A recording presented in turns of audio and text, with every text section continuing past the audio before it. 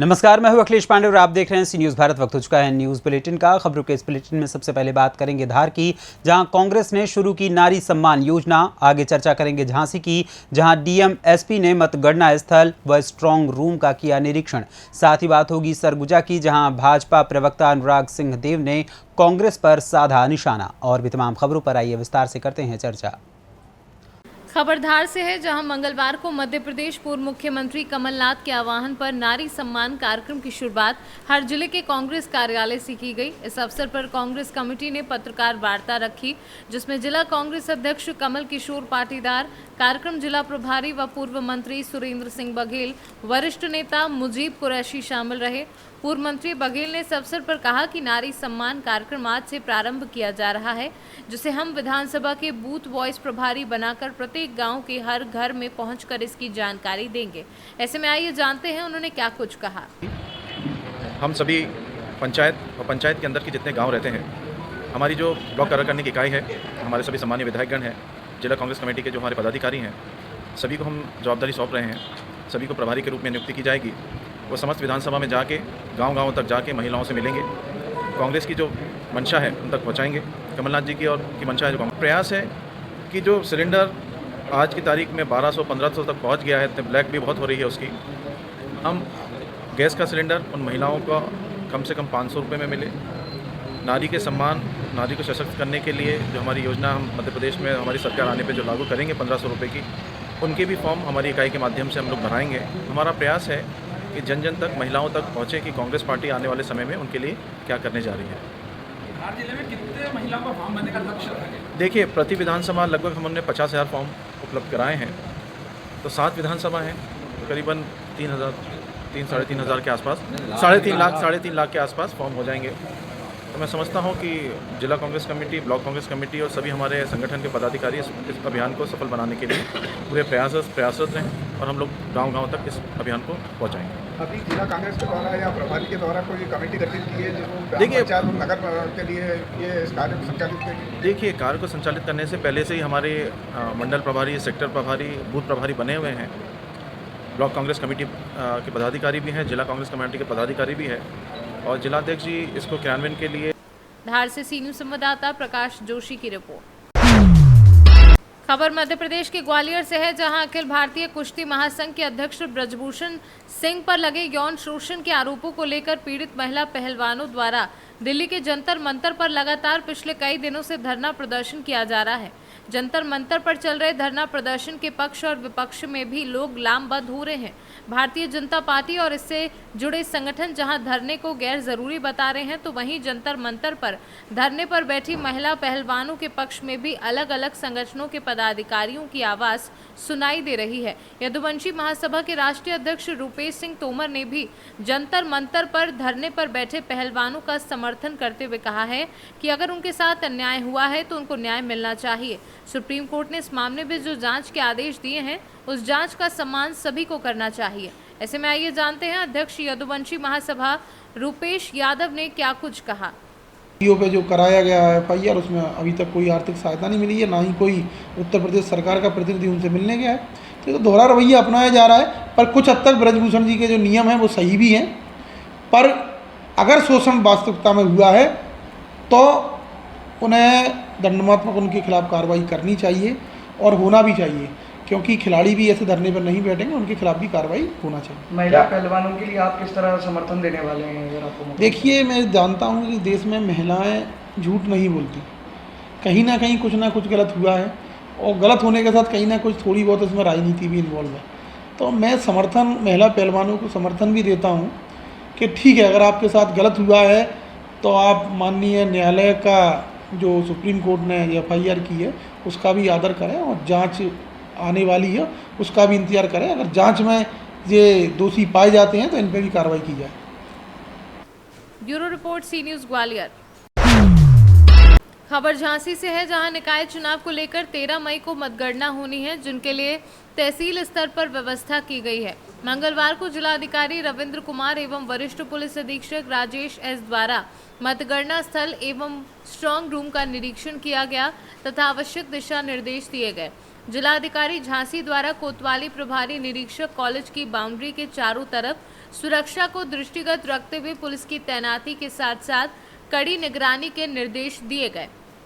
निरीक्षण के दौरान अंकुर श्रीवास्तव, सिटी मजिस्ट्रेट झांसी, अतुल कुमार, उपजिला अधिकारी गरौठा, वंदना कुशवाहा, तहसीलदार गरौठा, रणविजय सिंह, प्रभारी निरीक्षक कोतवाली गरौठा सहित अन्य अधिकारी एवं कर्मचारी गण मौजूद रहे। झांसी से सीनू संवाददाता आशुतोष गोस्वामी की रिपोर्ट। खबर यूपी के जनपद रायबरेली से है, जहां पर प्रत्येक वर्ष की भांति इस वर्ष भी रायबरेली पेपर मिल स्थित प्रसिद्ध अभयदाता मंदिर में सुंदरकांड पाठ का आयोजन और प्रसाद वितरण का कार्यक्रम किया जा रहा है। इसी क्रम में मंदिर के पुरोहित से बात करने पर उन्होंने बताया कि आज सुबह से भक्तों की लंबी लंबी लाइनें लगी हुई हैं, क्योंकि ये मंदिर एक शक्ति धाम है। ऐसा विश्वास है कि जो भी भक्त यहाँ सच्चे भाव से आता है, उसकी हर एक मनोकामना भगवान अभयदाता पूर्ण करते हैं। आज सुबह से मंदिर की साफ सफाई की गई और भगवान अभयदाता को भोग लगाकर सुंदरकांड के पाठ से शुरुआत की गई और जितने भी भक्तजन मंदिर प्रांगण में मौजूद थे, सबको प्रसाद देने का कार्य भी किया जा रहा है। बड़े मंगलवार को सुबह से एकदम पूरा साफ सफाई और पहले अभिषेक हुआ, श्रृंगार हुआ, प्रसाद वितरण हुआ और भक्त एकदम को तांता लगा है, दर्शन करके मत्था टेक के अपनी मन्नत पूरी करते हैं। आज दिन भर क्या क्या कार्यक्रम होंगे यहाँ पर? पहले अब दोबारा फिर अभिषेक होने वाला है, फिर प्रसाद वितरण होगा, सुंदरकांड का पाठ चल रहा है, फिर आरती होगी, फिर ऐसा पूरा दिन चलता रहेगा। फिर शाम को भी सुंदरकांड का पाठ है। रायबरेली से सीनू संवाददाता मृदुलेश त्रिपाठी की रिपोर्ट। खबर सरगुजा से है, जहां भाजपा प्रदेश प्रवक्ता अनुराग सिंह देव ने प्रदेश के खाद्य मंत्री के विधानसभा क्षेत्र में जमीन घोटाले के मामले को लेकर निशाना साधते हुए कहा कि मंत्री के निजी सचिव रहे भूपेंद्र यादव के नाम पर शासकीय जमीन को पट्टा बनवाकर अपने नाम कर लिया। साथ ही उसे 46 एकड़ जमीन के आधार पर लाखों रुपए धान की बिक्री भी की गई। ऐसे में आइए जानते हैं प्रदेश प्रवक्ता अनुराग सिंह देव ने क्या कुछ कहा।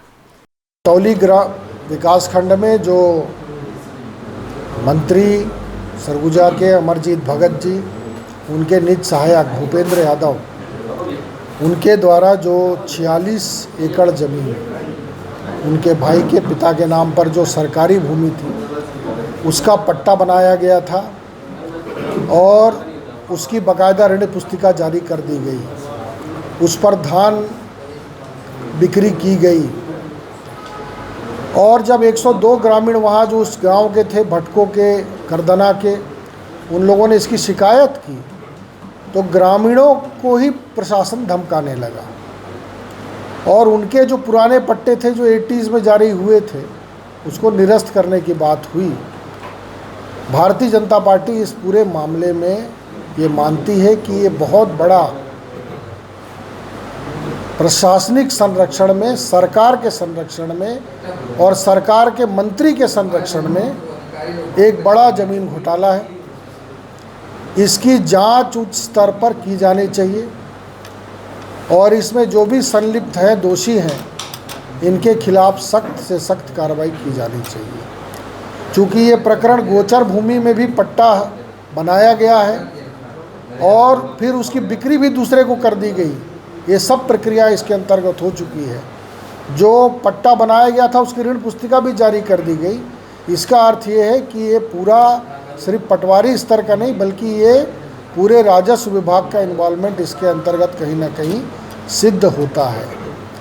और 2 गांव के अतिरिक्त अन्य कई गांव में भी ये जो इस प्रकार से पट्टे बनाए गए हैं सरकारी ज़मीन के, सीतापुर विधानसभा अंतर्गत, उसकी विधिवत जांच किया जाना चाहिए। अभी तक जो जांच अधिकारी नियुक्त किए गए हैं वो उनको ही किए हैं जो कहीं ना कहीं इसमें उसी स्तर के लोग हैं जिस स्तर पर ये घोटाला किया गया है। तो इसको मुझे लगता है कि ऊपर स्तर पर इसकी जांच करने की आवश्यकता है।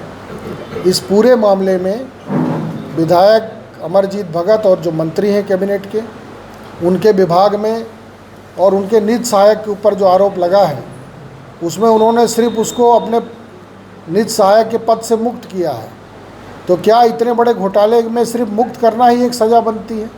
इस पर भी विचार किया जाना चाहिए। ये भी एक बड़ी कार्रवाई के दायरे में मामला आ रहा है। कुल मिलाकर छत्तीसगढ़ में जो घोटाले की बयार चल रही है उसमें सरगुजा का सीतापुर विधानसभा का ये ज़मीन घोटाला भी उसके एक लिस्ट में जुड़ रहा है। और मुझे लगता है कि इस पूरे मामले में राजस्व विभाग, जिला कलेक्टर। सरगुजा से सी न्यूज़ संवाददाता आलमीन अहमद की रिपोर्ट। नगर निकाय चुनाव को लेकर अमेठी में जहां एक तरफ सभी पार्टी के कद्दावर नेता अमेठी का दौरा कर रहे हैं और सम्मेलन कर लोगों को लुभाने का कार्य कर रहे हैं, तो वहीं आज अमेठी के दौरे पर रहे केंद्रीय मंत्री व अमेठी सांसद स्मृति ईरानी, भूपेंद्र चौधरी व अन्य बीजेपी के नेताओं के द्वारा किया गया सम्मेलन व मेगा रोड शो का आयोजन, जिसमें हजारों की संख्या में लोग मेगा रोड शो में सम्मिलित हुए। इस दौरान भूपेंद्र चौधरी ने क्या कुछ कहा, आइए आपको सुनाते हैं। 38 जिलों में नगर पंचायत, नगर पालिका, नगर निगम के चुनाव होंगे। भारतीय जनता पार्टी पूरी तैयारी के साथ हम लोगों ने अपने प्रत्याशी घोषित करके नीचे करो कैमरा और विकास के एजेंडे के साथ जनता के बीच में हम लोग मतदान करने की अपील कर रहे हैं। भाजपा की हमारे सभी लोग, माननीय मुख्यमंत्री जी, हमारे प्रदेश सरकार के सभी वरिष्ठ मंत्री, भारत सरकार के मंत्री और भारतीय जनता पार्टी के सभी कार्यकर्ता अपने एजेंडे के साथ जनता के बीच में हैं। आज अमेठी में हमारी बहन का निर्वाचन क्षेत्र है, आदरणीय स्मृति जी यहाँ से सांसद। तो आज हम लोगों ने सभी नगर पालिका, नगर पंचायत सार्वजनिक कार्यक्रमों के माध्यम से, रोड शो के माध्यम से बहन जी के नेतृत्व में सभी नगर पालिका, नगर पंचायतों में एक विकास के एजेंडे के साथ लोगों से भाजपा के पक्ष में, भाजपा के प्रत्याशी के पक्ष में मतदान करने की अपील की है। मुझे विश्वास है कि हम लोग देश के प्रधानमंत्री जी के मार्गदर्शन में उसी संकल्प के साथ आगे बढ़ेंगे। केंद्र में भी सरकार हमारी है, राज्यों में भी सरकार हमारी है और शहरी क्षेत्रों में भी सरकार भाजपा की बने, जिससे शहरी क्षेत्र की जो आवश्यकताएं हैं हम लोग उस आवश्यकताओं को पूरा कर सकें। अमेठी से सी न्यूज़ संवाददाता आशुतोष शुक्ला की रिपोर्ट।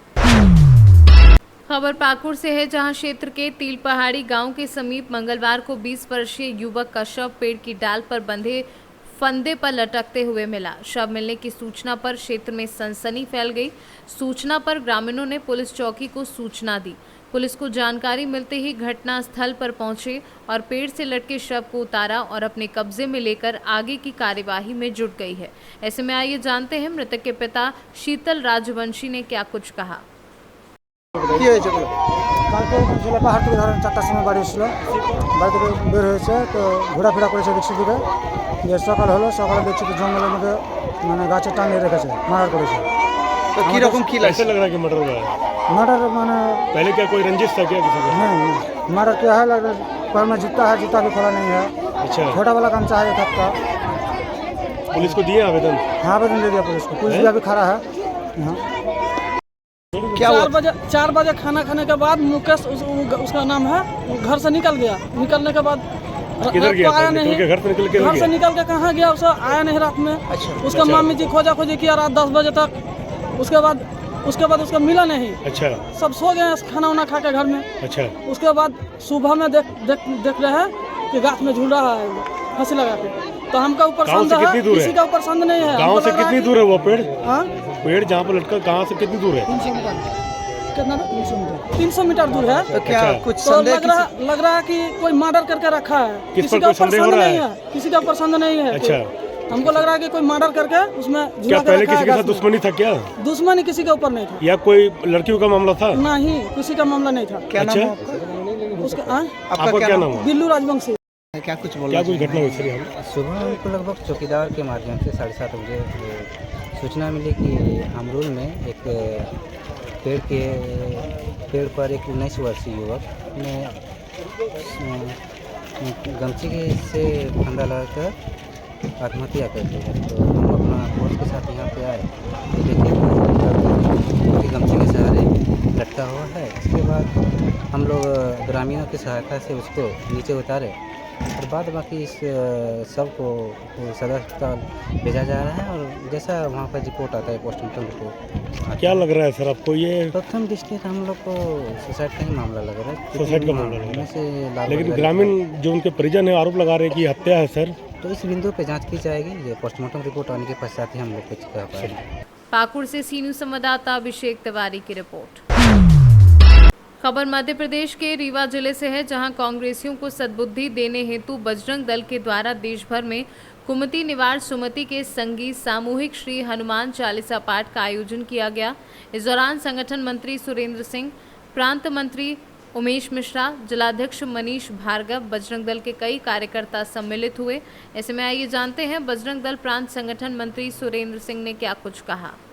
बजरंग दल के बारे में भी सबको ज्ञात है, लाखों यूनिट रक्त प्रतिवर्ष दान करते हैं। आपके गौवंश से संबंधित इतना ढेर सारा गौवंश को बचाने के लिए प्रयत्न करते हैं, अपना जीवन तक ऐसे संघर्ष करते हुए अपना जीवन तक समर्पित करते हैं। अभी कोरोना का समय आपने देखा, जिनके यहाँ उनका मृत्यु के बाद अंतिम संस्कार करने के लिए लोग उपलब्ध नहीं थे, अपने जीवन को दांव पर लगाकर बजरंग दल के कार्यकर्ता उनका अंतिम संस्कार किए, घर घर तक अनाज पहुंचाया, अपना जीवन को की परवाह नहीं की। उस राष्ट्रभक्त संगठन के बारे में इस तरह का बात करना कांग्रेस को शोभा नहीं देता। इसलिए कांग्रेस और उसके जैसे अन्य संगठन एवं व्यक्तियों को सद्बुद्धि आए, इस कारण से आज यह कार्यक्रम हनुमत शक्ति जागरण का कुमति निवार सुमति के संगा, ऐसा कार्यक्रम हम सबने पूरे देश में आयोजित किया है। रीवा से सी न्यूज़ संवाददाता अर्जुन तिवारी की रिपोर्ट। टीकमगढ़ जिला कांग्रेस कार्यालय में प्रेस कॉन्फ्रेंस से योजना की जिला प्रभारी किरण अहिरवार ने नारी सम्मान योजना की जानकारी दी। उन्होंने कहा कि आगामी विधानसभा चुनाव में मध्य प्रदेश में कमलनाथ के नेतृत्व में कांग्रेस की सरकार बनना तय है। प्रदेश में पिछले 18 सालों से भाजपा की सरकार है, लेकिन भाजपा ने जनता को कोई राहत नहीं दी है। महंगाई लगातार बढ़ती जा रही है। रसोई गैस के लगातार दाम बढ़ने से महिलाओं का बजट बिगड़ गया है।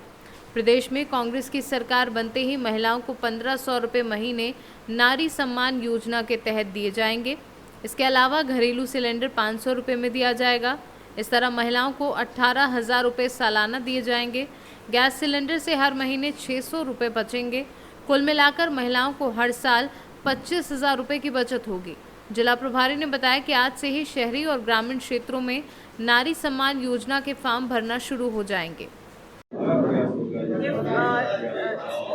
फॉर्म दिया जाएगा जिसमें कि महिलाओं को फॉर्म भरवाए जाएंगे और उसमें महिलाओं को 1500 रुपये प्रति माह और 500 रुपये में गैस सिलेंडर दिया जाएगा। प्रति माह 1500 रुपये दिया जाएगा और सिलेंडर जो है 500 रुपये में मिलेगा।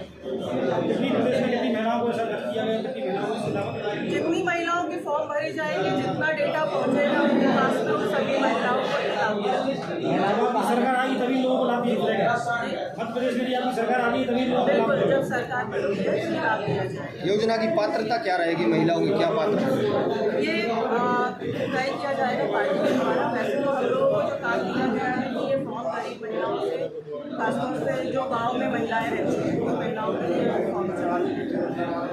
महिलाओं को पता नहीं रहता है कहाँ जाना है, कहाँ भरवाना। ये बहुत सिंपल तरीका रहेगा। फॉर्म रहेगा, फॉर्म में एक पावती रहेगी, वो पावती उनके पास में रहेगी और उस पावती के जरिए वो सरकारी लाभ ले पाएंगे। टीकमगढ़ से सी न्यूज़ संवाददाता गिरीश कुमार खरे की रिपोर्ट। फिलहाल के लिए इस न्यूज़ बुलेटिन में बस इतना ही। देश दुनिया की तमाम खबरों के लिए देखते रहें सी न्यूज़ भारत। हर खबर आपके साथ, आपके हाथ।